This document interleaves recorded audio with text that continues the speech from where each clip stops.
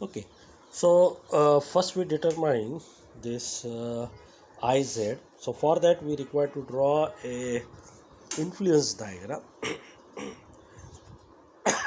Sorry. So this indicates that how the settlement varies. Okay, which is maximum at a certain distance and then it decreases. Okay, so this IZ somewhere it is maximum and then it varies. So now you can see here that this is iz value is obtained by the expression 0.5 0.1 and this bracket qn, which is the contact pressure or ultimate bearing net ultimate bearing capacity if it is not available, divided by this p0. Now we'll discuss what is the p0. Okay, earlier in the beginning this method was such that iz value was directly taken as a zero point 0.6. You can see the 0.5 plus 0.6, but the later on this has been modified by this ratio, so this value goes beyond the 0.63, mostly in the range of 0.63 to 0.65 in general. Okay, so what is the p0 is nothing but the effective pressure overburden pressure at a depth df plus b by 2 from the ground level. It means this is p0 which we are finding where the settlement is a maximum. Okay, so this is a effective pressure where the settlement is maximum. Of course this is for a square or circular footing. When it is a strip footing, in that case this value will become a b double, so it will be df plus b. Okay, so uh, this pressure also can be different than this when there is a variation of water table. Now in this case there is a top portion is the moist, bottom portion is submerged. You can see the top portion is the moist, bottom portion is the submerged. So therefore principle of superposition can be used, okay, as per the vertical distribution pressure. You can see here the pressure for this level and then pressure at the bottom of the layer. So the top unit weight, which is a 16.5, bottom submerged unit weight as is effective, so it is directly given as 8.5 kilometer per meter cube. Otherwise you know saturated unit weight minus unit weight of water. Okay, so this qn is already given, that is 120 kilopascal. This is from the contact pressure concept. Okay, or in case if it is not available, then we can take approximately as a net ultimate bearing capacity. So by principle of superposition you can see a 6 gamma, that is 16.2 into 2 plus 8.5 in this portion, which is below the footing and up to the level of b by 2 as 8.5 into the that depth b by 2. So it is 8 by 2, which is 4, because the footing size is the 8 meter size. So total is 67 kilopascal. So by substituting this p0 dash and q1, we get this value as 0.63. So as I said earlier, this value was fixed as a 0.6. Okay, and then it was later improved, okay, by this ratio, so it become 0.63. Okay, so this is how we got a maximum value of iz influence factor, which also indicates that this location the settlement possibly is the highest. So now next is this influence diagram. This is a given part as a SCPT distribution or a different depth. Okay, this is obtained from either investigation or by the calculation using the laboratory test. Most preferable is a field test because this is applicable for a granular soil. Now we are drawing an influence diagram. I mark the same level, different levels. Okay. Now this diagram is drawn from 0 to it is 2b. Okay. So 2b finishes at 2 into 8, so it is a 16 meter. It means beyond 16 meter, whatever the data which is given is not necessary, because the participation of this mass for the settlement is within 0 to 16 meter. Okay, and beyond that it is a negligible. That's why this method does not consider the part below. Now you can see at b by 2, as we have determined, Iz maximum is 0.63. So at this level it is a 0.63, and in the beginning it is 0.1. Okay, these values are exactly double when it is a strip footing. This become 0.2 and this level become 2. Okay, double. And in that case the strain influence factor becomes 0 at 4b. For example, if 8 meter is a strip footing, then 8 into 4, 32 meter. That's such a deep depth. So that is the basic variation between these two influence diagram. So take point 1, mark 0.63 at b by 2, and at 2b 16 meter 0. So join this influence diagram. Okay, now how to divide into the layers? So what we say that layers separate where either E, that is we have to convert this into E, which is multiplied by a given relation, that is the 4 times. So it means, suppose this is a variation of E, suppose after multiplying by the constant. So either E changes, means E changing at 3 meter, E changing as 9 meter, E changing as 16 meter.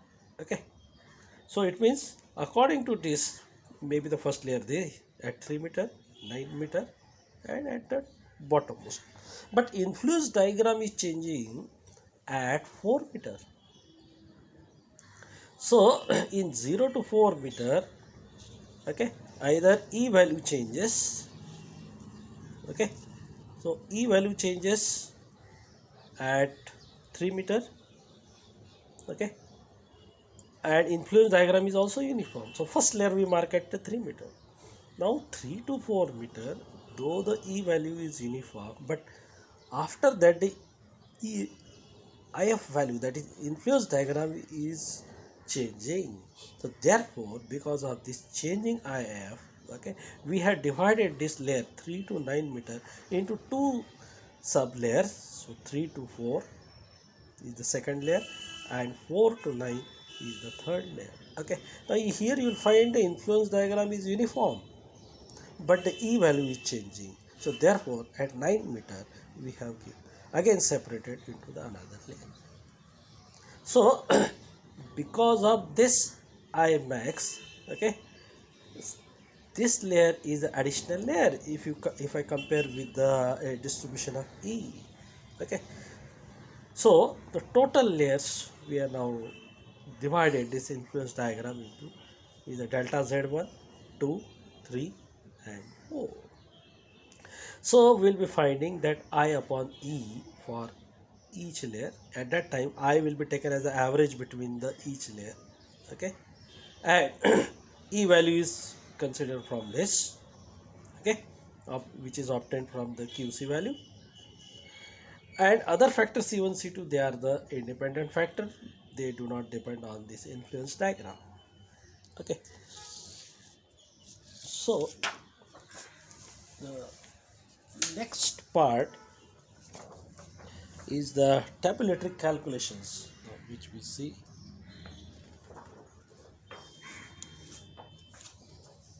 Yeah.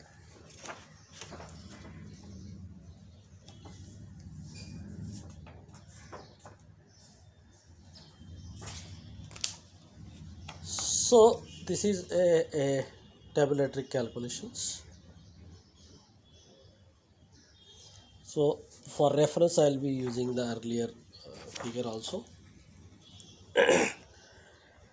So earlier the influence diagram figure is divided into the 4 layers. So we have marked the first column is a layer 1, 2, 3, 4. Okay, thickness of each layer. Well, you can see the first layer is 0 to 3. You can see the first layer is 0 to 3. Okay, therefore 3. Second layer is 3 to 4, 1 meter. So 1 meter. Then next layer is 4 to 9. So difference is 5 meter. And the last layer is 9 to 16, that is 7 meter. Okay, so we have written the for 4 layers the 4 different thicknesses. Okay, now the QC value as it is we are writing 3600, 4800, 6800, only that, because beyond that this is not required. So all these values are given. Now this E relations, either it is given or we have a standard relations. So in this problem, this it is given as 4 times of QC. Otherwise, for a square or circular, we can take it as a 2.5 times the QC in kilopascal. So after multiplying to this QC, we get all these E values. Okay, and now we will be finding the IZ values. So they are the average IZ, okay, in each layer. So first layer thickness 3 meter. What is the average distribution? Now you can see, I'll show you parallel. So first layer, the IZ value varies from 0.1 to 0.497. Now how these values are obtained, that I'll again revise here using this similar triangle. Okay, for over a depth of 0.4, so 4 meter. For a 4 meter, maximum value is 0.63. So for 3 meter, the value is 0.497. Be careful that every time you add 0.1, so you get 0.497.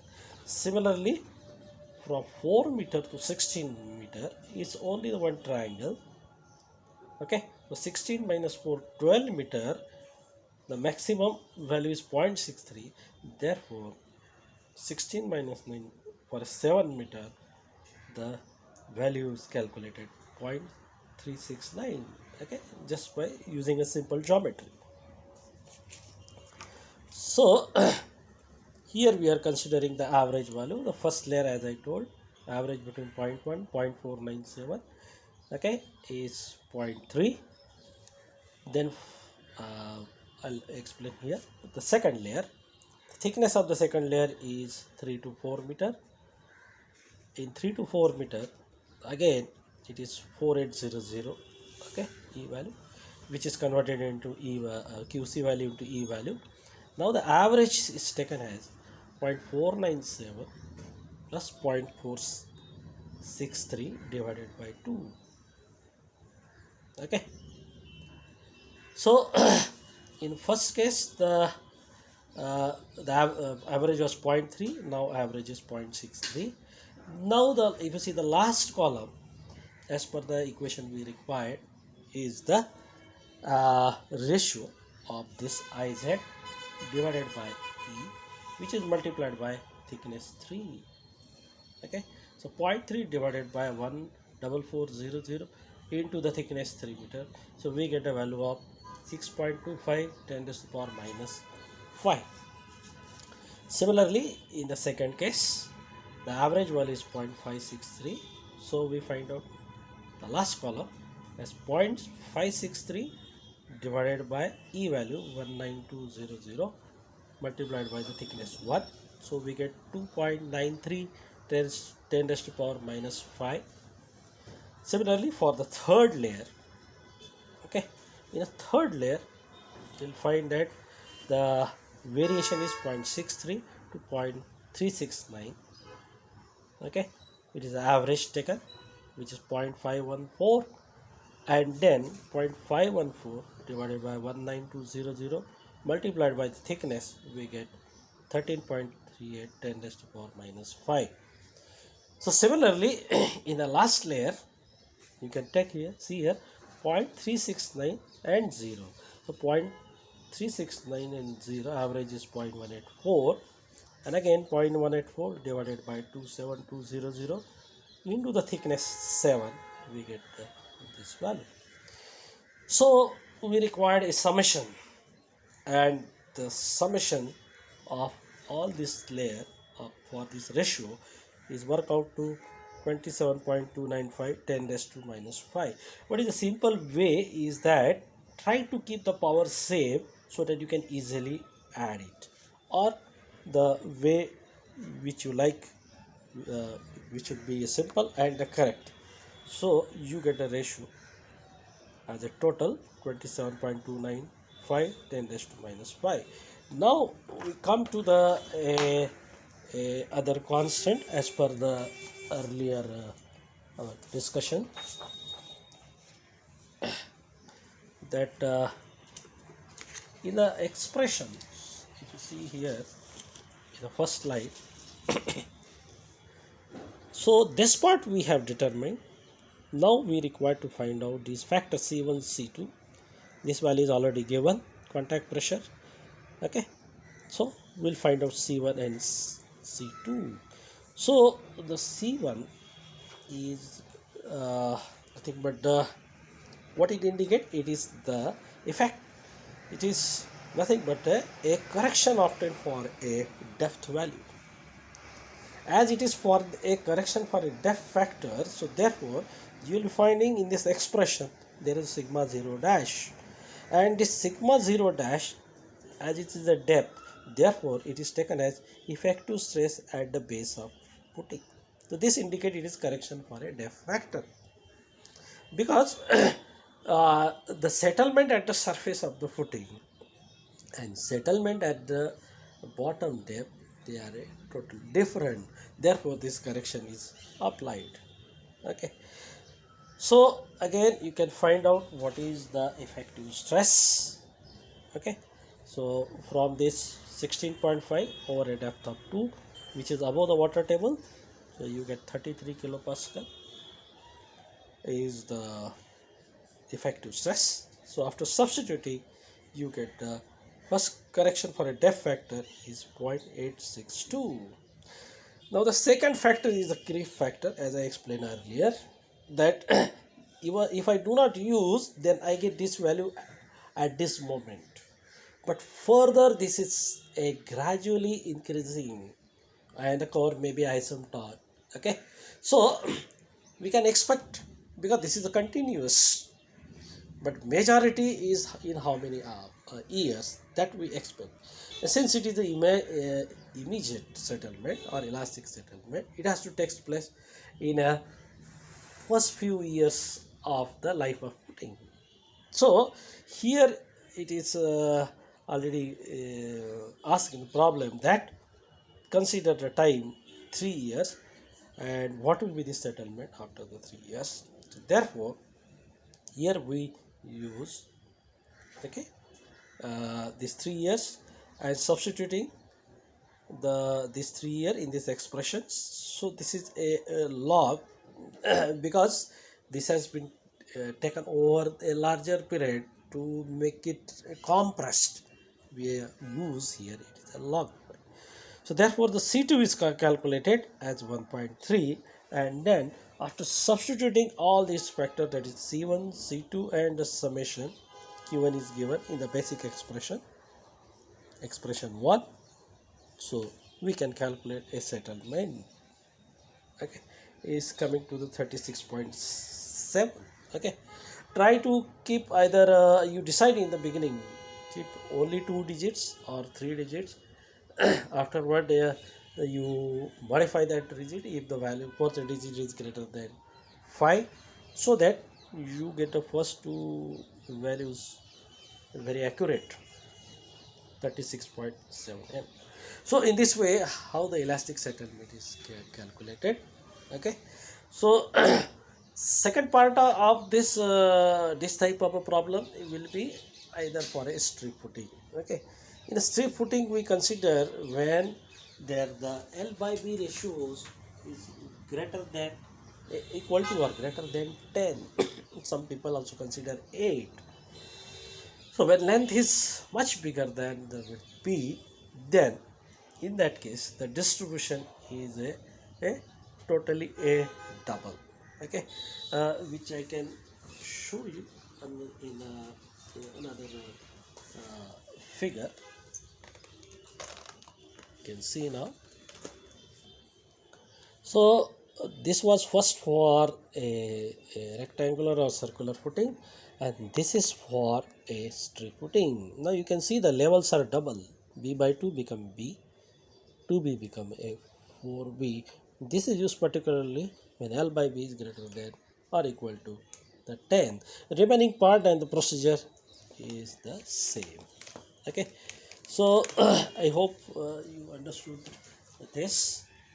In case you have any queries, any questions, you can contact me. Okay, either through this message or you have a number, my contact number also. I hope everybody is having that. You can contact me in during our scheduled time, or you can also contact me if you want in other time. That is not the issue. Okay, so now I expect that the square or circular part here we discuss, and now you try to solve the problem for a square or a straight footing. Now you can see here the a footing. Now here I made 4 by 30, so ratio is definitely greater than 8 or 10, nearly that. Okay, this behaves that it is something like a straight footing is a longer dimension, a longer length than its width. Okay, and here the soil profiles which is given from obtained from the bore log, which has been given in terms of the SPT values. Okay, earlier it was a QC value, because QC value means SCPT test we conduct when it is a very comparatively a compressible, highly compressible medium, or that must not a stiff or hard. Okay, now but when it's not possible to compress, then we go by our SCPT test, that all of you know it. Okay, so this SCPT that is n number which at a different depth that I will be giving here. Okay, so I will be writing the SPT values against this depth.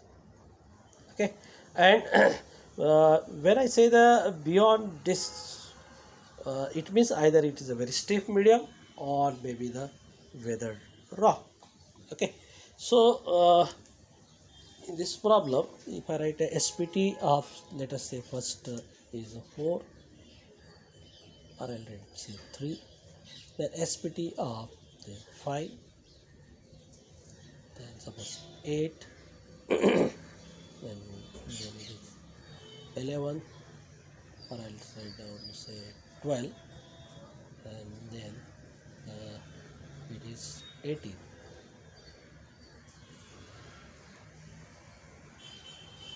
So now here the footing size is 4 into 30, so B value is 4. So it means the distribution will vary from here instead of 0.1 it is 0.2 for influence factor, and then it is maximum at B, not B by 2, because it is a straight footing. So at 4 meter it will be the maximum, and then 2 times of the 4 times of B, that is 4 into 4 16. So at 16 meter it will again be 0. Okay, so it will be 0.2 at the surface of footing. Okay, at a depth B, which is measure, all depths are measured from the base of footing, which is maximum, that is IZ max, and it will be 0 at 16 meter. So it means this value is not necessary, which is not required, because the distribution will not take place beyond this 20 meter. The correlations is given for how to convert this SPT n value. Okay, these are the SPT. I'll write n value in QC, and then you convert this once you get the QC, because this is a given corrections. May not be necessary I can directly write okay E value in terms of n also, but here a simplicity, because this type of if you see the variation 3 to 18 not indicative is a much stiffer soil. So this is already given, that is 4 times of QC, and E value is again 4 times of this QC. The QC first depend upon N value and E value depends upon the QC. Okay, so it is expected that after 2.5 years the settlement will be the sufficient. After that it will be gradually very slow. So in first 2.5 years, what is the settlement? So on the similar lines, okay, similar procedures, equation is same, only there is a variation in the influence diagram. So you try to work out this problem today only. Better if you try to solve in our stipulated time, and you solve it by your handwriting and send it back to me either on the same link, or I'll forward my email address. Okay, on that also you can send me, you can ask me the queries either through the a similar line, or you can call me, or you can have you can also email any queries. Okay, so we'll stop here to for the determination of elastic settlement. With this, our first two parts are over. The first we started with the elastic settlement using a strain Banner factor, and then second is the Schmertmann method. Okay, in practice both are useful, particularly for a not very stiff medium. The Schmertmann method is also very useful. Okay, and after this, now we'll be moving to the second part of the consolidation settlement. First we here finish as per our syllabus is the elastic settlement, and next we'll go for the consolidation settlement. But for a consolidation settlement, as I discussed earlier, we require this time with a very accurately we have to determine the pressure distribution, contact pressure distribution or stress distribution. We have to find out by elastic method. So for the consolidation settlement, before we start, we'll be starting with the another topic, that is the stress distribution. Means because of the applied stresses, how the stress distribution takes place. For example, this part. So we'll be plotting a pressure bulbs under a different shape of footings. Okay, the theory which is given by the Bosenic, there are two established theories. One is the Bosenic theory, second is the Westergaard theories. So Westergaard theory is useful for a something called as a plate element. Okay, for example, a concrete slab or the concrete pavement. For the foundation especially footing, a Bosenic theory is more important, and for a raft both can be useful, either Westergaard or a Bosenic theory. So in a next lecture we'll be starting with the stress distribution, and then after that we'll come to the another settlement part. In stress distribution, this will plot for a different footing, as I said, that from the different shape to the embankment also. Okay, and we'll be discussing the Newmark chart, and then after that we'll come back here to find out a consolidation settlement. Okay, so with this what I feel that it is enough for the today's lecture, but you must solve it and send me immediately as possible. Okay, so again I here appeal to you that you solve yourself, let it be with any mistake or whatever it may be. If you want to take others help, you can contact with them, but do not directly take it as it is and copy it. This is okay. Because if you do it today, definitely it will be very useful in during